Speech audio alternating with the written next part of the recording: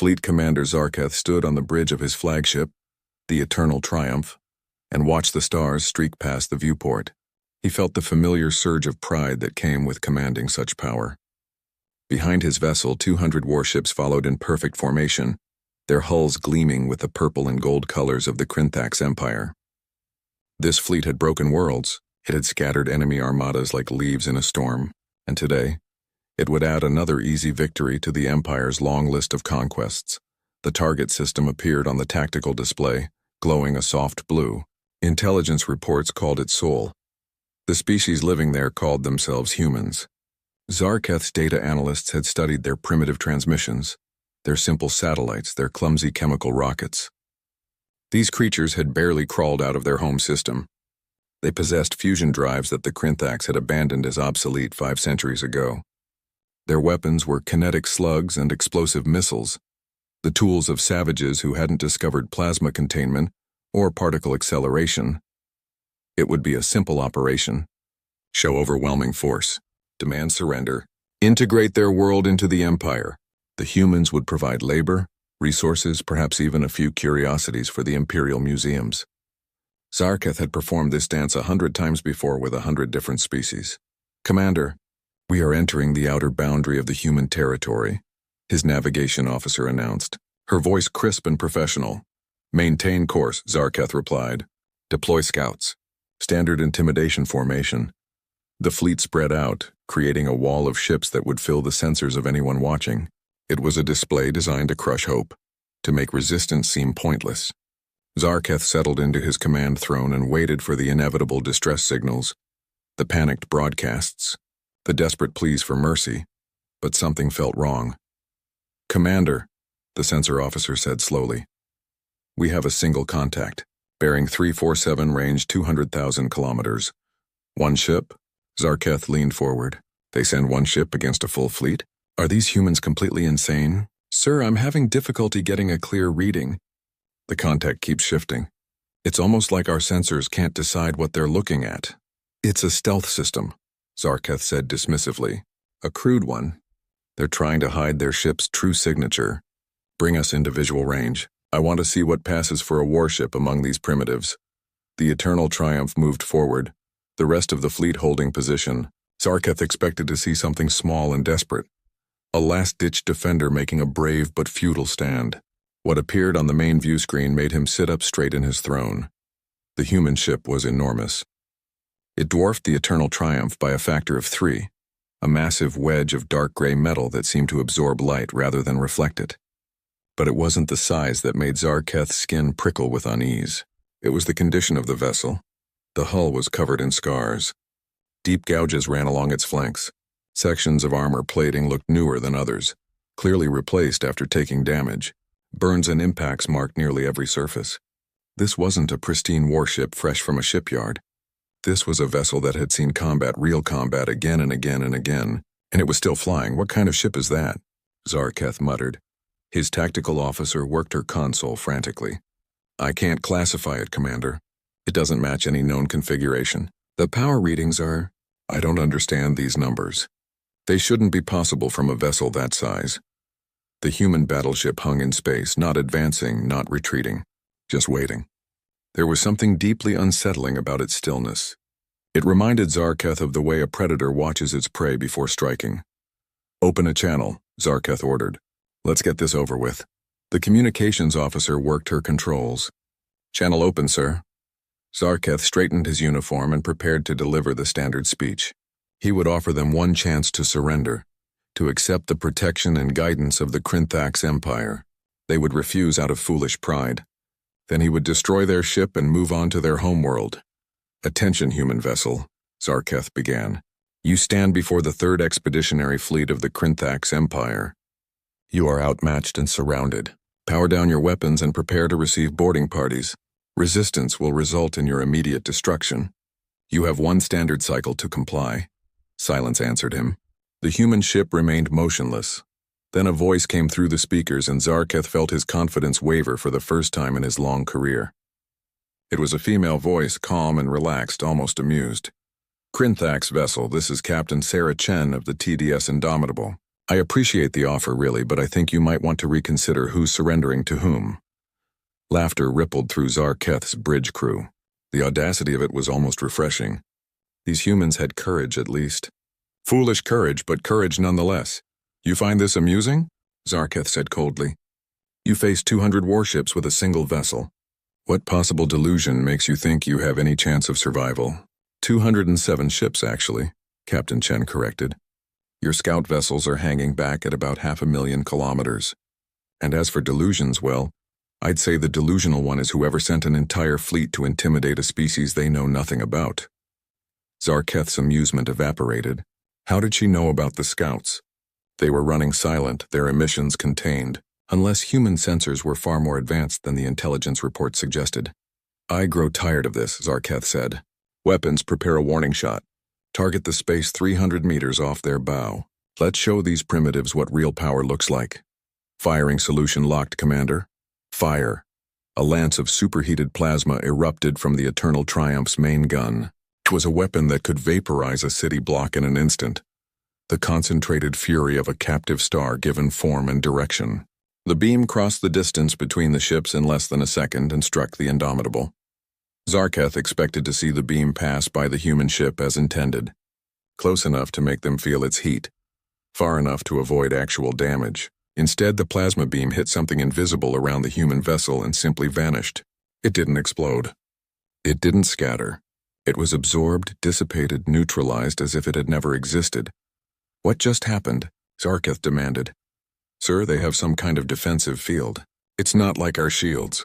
This is something different. It's absorbing energy instead of deflecting it. That's impossible. The power requirements alone would... Commander, the sensor officer interrupted, her voice tight with fear. The human ship is painting us with active targeting systems. Multiple systems. I count at least 40 different weapon locks on our position. The main view screen changed. Instead of just showing the Indomitable, it now displayed a data transmission the humans were broadcasting openly. It showed the entire Krinthax fleet, each ship highlighted and tagged with identification codes, weapons capabilities, and shield strength. It was their own tactical data, the kind of information that should have been secure, displayed for anyone to see.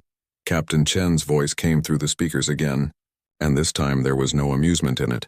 Commander Zarketh, you've made 2 mistakes today. First, you assumed we were primitives. Second, you fired on a Terran defense ship. I'm going to give you 1 chance to turn your fleet around and leave this sector, because if you don't, you're going to learn a very expensive lesson about why humanity doesn't need 200 ships to make a point. Zarketh stared at the scarred hull of the Indomitable and felt something he hadn't experienced in decades of military service. Cold, creeping doubt. Zarketh felt his face flush with anger. The human captain dared to threaten him, dared to speak to a fleet commander of the Krinthax Empire as if he were some minor pirate. The sheer arrogance of it ignited something hot and dangerous in his chest. You want a lesson? Zarketh snarled. Then I will teach you one. All ships weapons free. Show these primitives what happens when they insult the Empire. His tactical officer hesitated. Sir, we don't know what capabilities they possess. Perhaps we should... Are you questioning my orders? No, sir. All ships opening fire. The space between the fleets erupted with light. Plasma beams, particle lances, and missile swarms launched from 200 warships simultaneously. It was enough firepower to crack a planet's crust. The combined assault converged on the Indomitable from every angle, a sphere of death that nothing could possibly survive. Zarketh watched the view screen, waiting for the human ship to break apart, to explode, to simply cease existing under that overwhelming barrage. But the Indomitable didn't die. Its defensive fields flared into visibility, a shimmering barrier that wrapped around the hull like a second skin. The plasma beams hit the field and splashed across it like water against stone. The particle weapons scattered and dissipated, and the missiles never even reached the ship. Hundreds of small turrets emerged from the Indomitable's hull, tracking the incoming missiles with inhuman precision. They fired in rapid bursts, small projectiles that moved too fast for Zarketh's sensors to track properly. Every missile that entered range simply exploded, torn apart by the point defense network before it could detonate. In 3 seconds, over 500 missiles became clouds of expanding debris. Sir, their defense system is operating on a level we can't match, the tactical officer reported, her voice shaking. The tracking speed alone suggests computer systems far beyond our own. And those shields, they're still at full strength despite the bombardment. Then we hit them harder, Zarketh growled. Double the power output. All ships maximum firepower. The assault intensified. Every weapon in the Krinthax fleet fired at once, again and again, pouring enough energy into the human ship to boil an ocean. The Indomitable sat in the center of that storm of destruction, unmoving and undamaged. Then it fired back. Zarketh didn't even see the projectile. One moment, the destroyer Relentless Fury was advancing on the Indomitable's flank. The next moment, something traveling at an impossible speed punched straight through the destroyer's shields as if they didn't exist. The kinetic impact was catastrophic. The destroyer's hull crumpled, folded in on itself, and then tore apart as the projectile's momentum carried it completely through the ship and out the other side. Secondary explosions ripped through the dying vessel. Atmosphere vented into space. Power cores detonated. In less than 5 seconds, a warship that had served the Empire for 50 years became an expanding field of wreckage. The shock wave from the destroyer's death caught 3 nearby ships, buckling their shields and sending them spinning out of formation. What was that? Zarketh shouted. What kind of weapon was that? A solid projectile, sir, the sensor officer said, her voice barely above a whisper. A metal slug. No warhead. No energy discharge. Just mass accelerated to 0.3 light speed. The kinetic energy alone. She trailed off, but Zarketh understood. The humans had weaponized simple physics on a scale that made energy weapons look wasteful. A railgun, then, but one powered by systems that could accelerate massive projectiles to relativistic speeds. The amount of energy required was staggering. All ships evasive maneuvers, Zarketh ordered. Random pattern Delta. The fleet scattered, breaking formation to present harder targets. It was a retreat in all but name, and every officer on the bridge knew it. The Indomitable began to move. It didn't lurch or strain against inertia. It simply accelerated smoothly and quickly as if gravity itself had no hold on it. The scarred battleship cut through space like a blade, pursuing the fleeing Krinthax vessels with terrible inevitability. And as it moved, it fired again, and again, and again. Each railgun shot was perfectly aimed. A cruiser tried to hide behind an asteroid and was hit anyway, the projectile punching through the rock and the ship in a single shot. A frigate attempted to boost away at maximum speed and was overtaken, struck from behind and torn in half. A dreadnought raised its shields to maximum and charged directly at the Indomitable, only to have its bridge section removed by a precision shot that left the rest of the ship drifting and powerless. But the railguns weren't the only weapons the humans deployed. As Zarketh watched in growing horror, the Indomitable released swarms of small objects from launch bays along its hull. They looked like missiles at first, but they moved with independent intelligence, adjusting their courses and coordinating with each other in ways that suggested actual consciousness. Drones, his tactical officer said. Autonomous attack drones. The drones ignored the Krinthax weapons fire. They were too small, too fast, and too numerous for the fleet's targeting systems to handle. They swarmed over the nearest destroyer like insects, attaching themselves to the hull. Then they exploded, but these weren't normal explosions. The detonations were focused, directed, designed to disable specific systems. Shield generators failed. Weapon batteries went dark. Engine sections went critical. The destroyer didn't explode. It was systematically disassembled, reduced to a helpless hulk floating dead in space. More ships fell. A light cruiser vanished in a flash of light when something the humans called a torpedo phased directly through its shields and detonated inside its reactor core. 2 frigates collided when their navigation systems were hijacked by some kind of electronic attack. Their computers suddenly convinced they needed to occupy the same space at the same time. Through it all, Captain Chen's voice remained on the open channel, calm and almost conversational. You're losing ships at a rate of approximately 1 every 20 seconds, Commander. At this pace, your fleet will be combat ineffective in about 40 minutes. I'd recommend retreat, but I suppose that would damage your pride. Shut down that transmission, Zarketh ordered. I can't, sir. It's broadcasting on every frequency simultaneously. She's overriding our communications. Zarketh watched another of his ships die, this one covered in some kind of gray substance that seemed to eat through the hull plating like acid. Where did the humans get these weapons? What kind of wars had they fought to develop such devastating tools?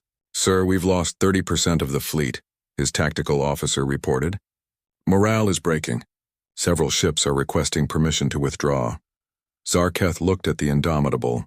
It sat among the wreckage of his fleet, its hull still scarred and battered, its weapons still firing with mechanical precision. And it hadn't even used its main guns yet. Those massive barrels that ran along the ship's spine remained silent, as if the humans were saving them for something more important. The realization hit Zarketh like a physical blow. They were playing with him, testing his fleet, cataloging their weapons and tactics. The Indomitable could have destroyed them all in the first minutes of combat, but it was taking its time, learning everything it could about Krinthak's military capabilities. Full retreat, Zarketh said quietly. All ships, maximum speed, scatter pattern. Make for the jump point, sir. Do it now! The order went out. The surviving ships of the 3rd Expeditionary Fleet abandoned all formation and fled in every direction, desperate to escape the nightmare that hunted them. Over half of Zarketh's command was already destroyed or disabled. The rest ran for their lives, and the Indomitable followed, not hurrying, simply maintaining a steady pursuit. It picked off the slowest ships, the damaged ones, the ones that couldn't quite reach escape velocity. It didn't chase the entire fleet. It didn't need to. Captain Chen's voice came through one final time before the Eternal Triumph reached the jump point. Commander Zarketh, you're being allowed to escape. You need to deliver a message to your empire. Humanity has claimed this sector. Any further incursions will not be met with a single battleship. You'll face the full Terran defense fleet. Run along now, and thank whatever gods you worship that were feeling merciful today. Zarketh's ship jumped to faster than light speed, fleeing into the safety of hyperspace. As the stars stretched and the human system disappeared behind them, the long-range sensors picked up new contacts entering the system. 30 massive ships, each one broadcasting the same distinctive signature as the Indomitable. The reinforcements that had been waiting just outside sensor range, ready to intervene if their single battleship had needed help. Zarketh realized with cold certainty that the Indomitable hadn't been their frontline warship. It had been their scout. The journey back to the Krinthak's homeworld took 14 days. For Zarketh, every hour of that trip was torture. He sat in his quarters, staring at the after-action reports, replaying the sensor logs over and over. No matter how many times he watched, the outcome never changed. His fleet had been destroyed by a single human vessel. 52 ships lost. Another 31 so badly damaged they had to be scuttled before making the jump to hyperspace. Thousands of crew members dead or missing. And all Zarketh had to show for it was a handful of sensor recordings and his own survival. The Eternal Triumph limped into orbit around Krinthak's prime with the other battered survivors. Zarketh received his summons to appear before the High Conclave within an hour of arrival. He knew what was coming: disgrace, court-martial, perhaps, even execution for losing so many ships on what should have been a simple scouting mission. The Conclave chamber was a massive dome of crystal and metal that floated above the Imperial Palace. Inside, 12 members of the ruling council sat on thrones arranged in a circle. At the center stood a single pedestal where those called to account would present their testimony. Zarketh walked to the pedestal with his head high. If he was going to be punished, he would face it with dignity. Fleet Commander Zarketh, the High Counselor began, his voice echoing through the chamber. You departed Krinthak's prime with 207 warships. You return with barely a quarter of that number.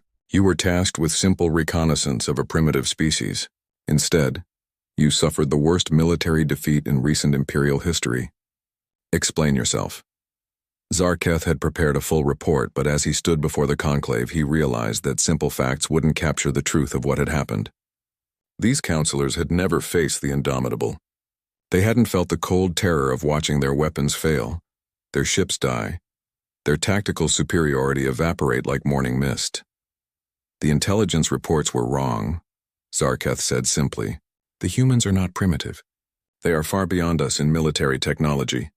Murmurs rippled through the conclave. One counselor, a war-scarred veteran named Kratok, leaned forward. You expect us to believe that a species we discovered only months ago somehow surpasses the Krinthak's empire? We who have conquered 1,000 worlds? I expect you to review the sensor logs, Zarketh replied. Everything is there. Their weapons, their defenses, their tactics. See for yourself. The conclave went silent as the tactical recordings played on holographic displays throughout the chamber. Zarketh watched the counselors' expressions change as they witnessed the battle. Disbelief became confusion. Confusion became concern. Concern became fear. When the recording ended, the chamber remained quiet for a long moment. "This is genuine?" High Counselor Vekamar asked quietly. "Unaltered?" "Verified by 3 independent teams," Zarketh confirmed. "Every byte of data has been analyzed. It's all real." Another counselor, the chief scientist Pelrin, spoke up. Her voice was thoughtful, analytical. "I want to examine these recordings in detail. The technology they display is remarkable. Those defensive fields, the way they manipulated gravitational forces, the precision of their targeting systems. This is not simply advanced technology. This is an entirely different approach to warfare." "Different how?" Kratok demanded. "We build our weapons around energy manipulation," Pelrin explained. "Plasma, particles, directed radiation. We've pursued this path for millennia. But the humans have focused on kinetic force, on information warfare, on automated systems. Where we use brute power, they use precision and efficiency, and their results are devastatingly effective. Then we match them," Kratok said. "We study their technology and adapt it for ourselves." "That would take decades," Pelrin countered. "Perhaps centuries. You can't simply copy an entire technological philosophy. Every advancement they've made builds on previous innovations we never pursued. We would have to start from the beginning." The High Counselor raised a hand for silence. "Fleet Commander Zarketh, the human captain, allowed you to escape." "Why?" "She said I needed to deliver a message. That humanity claims the sector around their homeworld and will not tolerate further incursions." "And if we sent our full armada, 3,000 ships instead of 200? Zarketh thought about those 30 battleships he'd detected entering the system as he fled. He thought about the casual way Captain Chen had dismantled his fleet, as if it were a training exercise rather than real combat. "Then I believe we would lose 3,000 ships," Zarketh said quietly, "and possibly provide the humans with a reason to go on the offensive." The chamber erupted into argument. Some counselors demanded immediate military response. Others called for caution and negotiation. A few suggested abandoning the sector entirely, ceding the territory to the humans without further conflict. Kratok's voice cut through the chaos. "The Empire does not retreat. We do not surrender territory to anyone. If these humans want war, then we will give them war on a scale they cannot imagine." "And what will that accomplish?" Pelrin asked sharply. "Pride, glory, dead soldiers. I've analyzed the human ship's capabilities. If their entire fleet possesses similar technology, we cannot defeat them through conventional warfare." "Then what do you suggest?" the High Counselor asked. "First, we learn everything we can about them," Pelrin said. "Not just their technology, but their culture, their history, their motivations. We need to understand how a species develops such advanced weapons. Second, we attempt diplomatic contact. If they're willing to allow survivors and send messages, they might be open to negotiation. And third, we prepare our defenses. If war comes, we need to be ready, but we should not be the ones to start it." The debate continued for hours. Zarketh stood at the center answering questions, providing details, defending his decisions. Finally, as the day wore on, the High Counselor called for a vote. The decision was split, but the moderates won. The Empire would send covert intelligence teams to learn more about humanity. They would prepare a diplomatic mission, and they would quietly mobilize the Imperial Armada, positioning it near human space but not crossing the boundary. It was a compromise that satisfied no one, but it was the best the fractured conclave could manage. As the session ended and the counselors departed, Pelrin approached Zarketh. "Walk with me." "Commander," she said. They left the chamber and moved through the palace gardens, a carefully maintained ecosystem that showcased plants from 100 conquered worlds. "You saw something out there," Pelrin said. It wasn't a question. "Something the sensors didn't capture." Zarketh nodded slowly. "Their ship. The Indomitable. It was covered in battle damage, old scars from countless fights. But it was still operational, still effective. These weren't conquests they survived. These were wars. Wars against whom?" "That's what terrifies me," Zarketh admitted. "They didn't develop those weapons to fight us. They already had them. They built them to fight someone else. Or something else." Or he paused, the realization making him feel cold. "Or each other." Pelrin stopped walking. "You think they fought among themselves?" "I think they've been fighting for a very long time. Those weapons, those tactics, The way their captain barely seemed concerned about facing 200 warships. That level of skill doesn't come from peaceful exploration. It comes from experience, from necessity, from survival. Then we need to know their history, Pelrin said firmly. If humanity has been at war with itself, we need to understand what kind of conflicts would drive them to such technological heights. Over the following weeks, Crinthak's intelligence teams worked tirelessly. They intercepted human data transmissions. They analyzed captured databases from automated relay stations. They pieced together fragments of information from 1,000 sources. What they discovered horrified the Conclave even more than the battle recordings. Humans had been fighting wars for their entire recorded history. Thousands of years of conflict, from primitive weapons to nuclear arsenals to the advanced systems they possessed now. They had developed their military technology not through academic research, but through desperate innovation during countless conflicts. The reports detailed human wars, global conflicts that killed millions, cold wars where entire civilizations lived under the threat of extinction, proxy battles fought on distant colonies, civil wars that tore apart political structures. Humanity had refined the art of warfare through sheer brutal practice. And then, 50 years ago, they had finally achieved peace among themselves. They had formed the Terran Defense Coalition, a loose alliance of nations and colonies united for mutual protection. But they never forgot their lessons. They kept their weapons. They maintained their fleets. They drilled constantly, preparing for external threats. The Crinthaks had been the first alien species to test humanity's defenses. They had not been the threat humanity was prepared to face. They had simply been the first. When Pelrin presented her findings to the Conclave, the silence in the chamber was absolute. They are not conquerors, she concluded. They are survivors. And survivors fight hardest when cornered. The High Counselor made his decision. Send an emissary, under a flag of truce. Let us see if these survivors can be reasoned with. Ambassador Thelcaris had served the Crinthak's empire for 40 years. She had negotiated trade agreements with species across 3 sectors. She had mediated conflicts between rival colonies.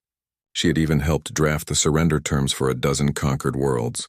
But she had never felt this nervous about a mission. Her ship, a small diplomatic vessel painted in the white and gold colors of truce, approached the human territorial boundary at a carefully slow speed. Every sensor was broadcasting their peaceful intentions. Every communication channel carried messages of diplomatic greeting. Thelcaris wanted to make absolutely certain that the humans understood she was not a threat. The response came quickly. A voice transmission, male this time, with a slight accent that Thelcaris's translator struggled to identify. Crinthak's vessel, this is Terran Defense Station Sentinel. We've received your diplomatic credentials. You're cleared to proceed to coordinates being transmitted now. A patrol ship will escort you to the diplomatic facility. Do not deviate from the provided course. Do not activate any weapon systems. Welcome to human space, Ambassador. Acknowledge, Sentinel, Thelcaris replied. We will comply with all instructions. The escort ship that met them was smaller than the Indomitable, but it still made Thelcaris's security detail nervous. It was sleek and dark, bristling with weapon emplacements that tracked her vessel with unnerving precision. But it made no hostile moves, simply falling into formation alongside the diplomatic ship and matching its course. As they traveled deeper into human territory, Thelcaris observed everything. The humans had dozens of space stations scattered throughout their system. Some were clearly military installations, their sensor arrays and weapon batteries obvious even from a distance. Others appeared to be industrial facilities, massive shipyards where new vessels took shape. Still others seemed to be civilian habitats, rotating cylinders where lights glowed in what looked like cities. What struck Thelcaris most was the variety. The stations didn't follow a single design philosophy. Each seemed unique, built by different entities with different purposes.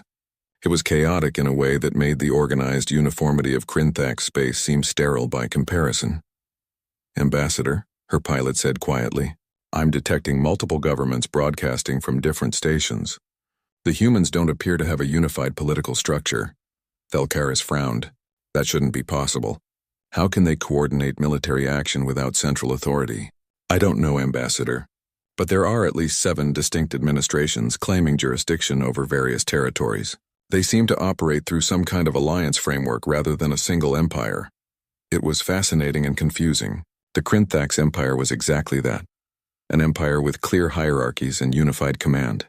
These humans seemed to exist in a state of organized chaos, multiple factions somehow coexisting and cooperating, despite having separate governments. The diplomatic facility turned out to be a massive station orbiting Earth's moon. As Thelkaris' ship docked, she could see other alien vessels in nearby bays. Some she recognized as independent traders who operated in neutral space. Others were completely unfamiliar. The humans apparently welcomed multiple species to their territory, despite their military strength. A human delegation met her at the airlock. They were smaller than Krinthax, bipedal with only 2 eyes and no facial ridges. Their leader, a man with gray hair and a formal suit, extended his hand in what Thelkaris had learned was a greeting gesture. "Ambassador Thelkaris, I'm Secretary Zhao Chen of the Terran Diplomatic Corps. On behalf of the Terran Defense Coalition, welcome to Luna Station." Thelkaris carefully mimicked the handshake. "Thank you, Secretary. I appreciate your willingness to meet with us after our unfortunate first encounter." "Well, your fleet did fire first," Secretary Zhao said mildly. "But we understand that mistakes happen. Please follow me. The Council is waiting." The interior of Luna Station was as chaotic as its exterior. Humans moved through corridors alongside robots and what appeared to be artificial intelligence constructs, housed in mechanical bodies. Signs in dozens of languages pointed to different sections. The architecture seemed to blend multiple styles, as if the station had been built in sections over many years. Secretary Zhao led her to a conference room with a large window overlooking Earth. The planet was beautiful, blue and green and white wrapped in swirling clouds. Thelkaris found herself staring at it, wondering what kind of world had produced such formidable warriors. The Terran Defense Council consisted of representatives from the major human governments. They introduced themselves one by one. North American Union, European Federation, Asian Cooperative, African Alliance, South American states. Each had their own authority, their own territory, their own military forces. Yet they all answered to this council when it came to defending their species. And sitting quietly at the far end of the table, wearing a crisp naval uniform, was Captain Sarah Chen. "You," Thelkaris said before she could stop herself. Captain Chen smiled. "Hello, Ambassador. I hope there are no hard feelings about our previous meeting." Commander Zarketh was very persistent. Thelkaris settled into her chair, trying to regain her diplomatic composure. Captain Chen's actions were entirely defensive. "We acknowledge that our military commander acted hastily and without proper intelligence." "That's a polite way of saying he attacked without knowing what he was facing," one of the council members said, a woman from the European Federation, her nameplate reading Director Kowalski. "But we appreciate the honesty. Now, what brings the Krinthax Empire to our sector?" This was the delicate part. Thelkaris had to convey the Empire's position without seeming weak or appearing to threaten. "The Krinthax Empire has existed for 3 millennia, she began. "We have brought order and civilization to hundreds of worlds. When we detected your transmissions, we assumed you were a young species in need of guidance. We now understand that assumption was incorrect." "Very incorrect," Captain Chen murmured. "The Empire wishes to establish formal diplomatic relations with humanity. We propose a non-aggression pact, trade agreements, and cultural exchanges. We believe both our peoples can benefit from peaceful coexistence." Secretary Zhao leaned forward. "And if we refuse?" "Then we remain at our respective borders and have no further contact. The Empire has no desire for continued conflict with a species as capable as yours." "What about your expansion?" Director Kowalski asked. "The Krinthax Empire is known for absorbing other species into its structure. How do we know you won't try again once you've rebuilt your fleet?" Thelkaris chose her words carefully. "The Empire grows through willing association and mutual benefit. When we encounter species who prefer independence, we respect that choice. Humanity has clearly demonstrated both the capability and will to maintain its sovereignty. We would not challenge that again." It was a diplomatic way of saying the Empire was afraid of them, but everyone in the room understood the subtext. The council members exchanged glances. Some kind of silent communication passed between them. Finally, Secretary Zhao spoke. "We'll need to discuss this among ourselves. In the meantime, would you like a tour of our facilities? It might help you understand humanity better." "I would be honored," Thelkaris replied. Over the next several days, Captain Chen personally escorted Thelkaris through various human installations. They visited research stations where scientists from different nations worked side by side on experimental technologies. They toured a shipyard where massive vessels took shape, constructed by corporations under government contract. They even spent time on Earth itself, walking through cities that seemed to exist in a constant state of controlled chaos. Thelkaris asked questions constantly. How did they coordinate so many different governments? How did they prevent conflicts between rival factions? How did they manage to unite for common defense while maintaining separate authorities? Captain Chen's answers were illuminating. The humans had learned through painful experience. They had fought devastating wars against each other. They had nearly destroyed their own civilization multiple times. But each conflict taught them lessons. Each peace was built on the ashes of the last war. Eventually, they developed systems of cooperation, born from the absolute necessity of survival. We're not united because we like each other, Captain Chen explained one evening over dinner. We're united because we learned that the alternative is extinction. When you face that choice enough times, you find ways to work together. But you still maintain separate militaries, Thelkaris observed. You still have different governments. Doesn't that create inefficiency? Sometimes, Captain Chen admitted, but it also creates redundancy. If one government fails, others continue. If one military doctrine proves ineffective, others can adapt. Diversity makes us resilient. Unity makes us strong. We've learned to balance both. On the final day of the tour, Captain Chen took Thelkaris to a shipyard orbiting Mars. There, in various stages of construction, sat dozens of massive warships. Each one was larger than the Indomitable, their hulls studded with weapon emplacements and armored with materials that Thelkaris's scanner couldn't identify. Sovereign-class battleships, Captain Chen said proudly. Next-generation defense platforms. We're building 50 of them, just to be safe. The treaty signing ceremony took place on Luna Station, 2 weeks after Thelkaris's arrival. Representatives from every major human government attended, along with delegations from the Krinthax High Conclave, transmitted via real-time holographic link. It was a historic moment, the first formal diplomatic agreement between humanity and an interstellar empire.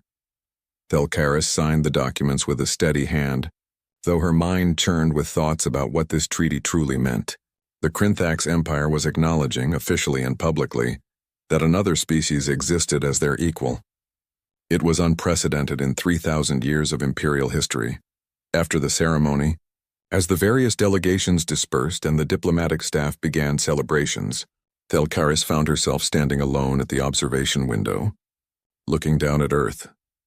The planet seemed peaceful from this distance, its wars and conflicts invisible beneath the clouds and oceans. Beautiful, isn't it? Thelkaris turned to find Captain Chen approaching with 2 glasses of something amber and bubbling. Champagne, the captain explained, offering 1 glass. Old Earth tradition. We drink it to celebrate important occasions. Thelkaris accepted the glass carefully. Your world does seem remarkably peaceful from up here. From up here, yes. Captain Chen joined her at the window. But down there, we've still got disputes over territory, arguments about resources, political conflicts that sometimes get heated. We're not perfect. We're just trying to be better than we were. May I ask you something? Thelkaris said, of course. That day when you faced Commander Zarketh's fleet, you could have destroyed them all in the first minutes, couldn't you? Everything you did, it was measured, controlled. You were holding back. Captain Chen took a sip of her champagne. We could have, yes. The Indomitable alone had the firepower to eliminate that entire fleet in under 10 minutes. But that would have been slaughter, not defense. We disabled what we had to, destroyed what we couldn't safely disable, and let the survivors flee. We wanted to send a message, not commit genocide. Why show such mercy to an enemy who attacked you? Because we've learned something important through our history. Today's enemy might be tomorrow's ally. Today's war might become tomorrow's regret. We've fought enough wars to know that excessive violence creates cycles of revenge that can last generations. Captain Chen turned to face Thelkaris directly. Your empire attacked us out of ignorance and arrogance. But you weren't trying to exterminate us. You thought you were bringing order to primitives. Wrong, yes. Insulting, absolutely. But not evil. So we defended ourselves, proved our point, and gave you a chance to walk away. And if we had refused? If Commander Zarketh had continued the attack? Captain Chen's expression hardened slightly. Then we would have done what was necessary. Make no mistake, Ambassador. We're capable of tremendous violence when required, but we choose not to use it unless we must. That choice is what separates defense from aggression. Thalkaris thought about the scarred hull of the Indomitable, the evidence of countless battles. Your ship. The damage it carried. What wars gave it those scars? Pirate raids, mostly. Some conflicts with aggressive species in neighboring sectors. One particularly nasty encounter with an automated defense network left over from some extinct civilization. The Indomitable has been in service for 20 years. She's seen her share of action. And those new battleships in the shipyard? The Sovereign class? They're our answer to the question, what if we meet something even worse? We hope we never need them for their intended purpose, but hope isn't a strategy. Preparation is. A thought occurred to Thalkaris. Captain, may I ask you a difficult question? You can ask. I'll decide if I want to answer. If your species is so advanced, so powerful, why haven't you expanded? Why remain in your single system when you could claim territory across multiple sectors? Captain Chen was quiet for a long moment, looking down at Earth with an expression that seemed equal parts pride and sadness. Because we remember what it cost us to get here, she finally said. Every technology we have, every weapon system, every tactical doctrine we paid for in blood. Our own blood. Human blood. We fought wars that killed hundreds of millions of people. We developed weapons that could sterilize entire planets. We came within hours of destroying our own civilization more than once. She paused, taking another sip of champagne. 50 years ago, we finally achieved global peace. Not because we ran out of reasons to fight, but because we collectively decided that survival was more important than victory. We formed the Terran Defense Coalition as a way to protect ourselves without repeating the mistakes that nearly destroyed us. And part of that decision was choosing not to become conquerors. But you could, Thalkaris said. With your technology, your weapons, you could establish an empire that would dwarf ours. Yes, we could. And that's exactly why we won't. We've learned something that took us 10,000 years of warfare to understand. Power doesn't require domination. Strength doesn't demand conquest. The most dangerous thing you can do is give weapons to a species that hasn't learned when not to use them. Captain Chen turned to face Thalkaris fully, and her eyes were intense. We've spent our entire history learning how to kill each other efficiently. We got very, very good at it, but in the last 50 years we've been learning something harder. How to not kill each other, how to cooperate despite our differences, how to find strength in diversity rather than uniformity. That learning is still fragile, still new. The last thing we want is to start fighting again, even against someone else. But you will fight if necessary, Thalkaris said. It wasn't a question. Absolutely. We'll defend ourselves. We'll protect our allies. We'll stand against genuine threats. But we won't start wars of conquest. We won't subjugate other species. We won't become the thing we spent so long fighting against. She gestured toward the shipyard visible through the window. Those battleships aren't there to conquer anyone. They're there to make sure no one conquers us. There's a difference. Thalkaris thought about the Krinthax Empire's long history of expansion. How many species had they absorbed? How many cultures had been erased or assimilated? At the time it had seemed like bringing order to chaos.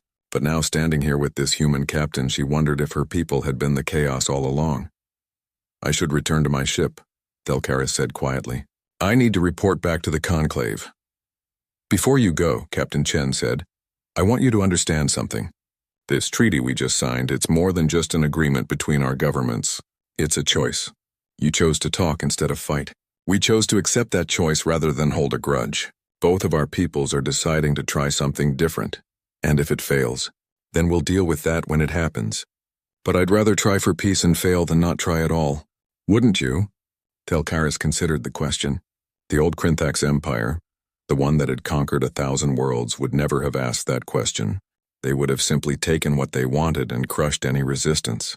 But that empire had met humanity and learned it wasn't invincible. Yes, Thalkaris said finally, I would rather try. They finished their champagne in comfortable silence, watching Earth rotate slowly below them. Several weeks later, Thalkaris stood before the High Conclave once more. This time she wasn't there to witness someone else's judgment. She was there to deliver her final report on humanity. They are not conquerors, she began. echoing the words Pelrin had used months ago. But they are not pacifists either. They are a species that has learned warfare's true cost and chosen to pursue peace, while maintaining the capacity for violence. She presented her findings. The diversity of human governments, their history of conflicts and cooperation, their advanced technology born from desperate innovation, their decision to defend rather than expand. They frighten me, Delcaris admitted, not because of their weapons, though those are formidable, but because they represent something we've never encountered. A species that could conquer but chooses not to. A civilization that learned to restrain its own worst impulses. What do you recommend? The High Counselor asked. I recommend we honor the treaty in both letter and spirit. I recommend we learn from their example. And I recommend we never, ever give them a reason to reconsider their choice to be peaceful. The conclave deliberated for hours. Finally, they reached a decision. The treaty would stand. The Empire would maintain peaceful relations with humanity. And perhaps in time the Krinthax could learn something from these strange, scarred survivors who had turned their backs on conquest. Commander Zarketh, who had been quietly rehabilitated and given a position in fleet logistics, watched the proceedings from the gallery. He thought about the Indomitable, about Captain Chen's calm voice in the midst of battle, about the way humanity had chosen mercy when they could have chosen annihilation. The galaxy had changed the day the Krinthax met humanity, not because of conquest or war or the rise of a new empire, but because two species had looked at each other across the void and decided that understanding was better than destruction. It was a small choice in the grand scale of the universe. But it was a beginning, and sometimes a beginning is enough.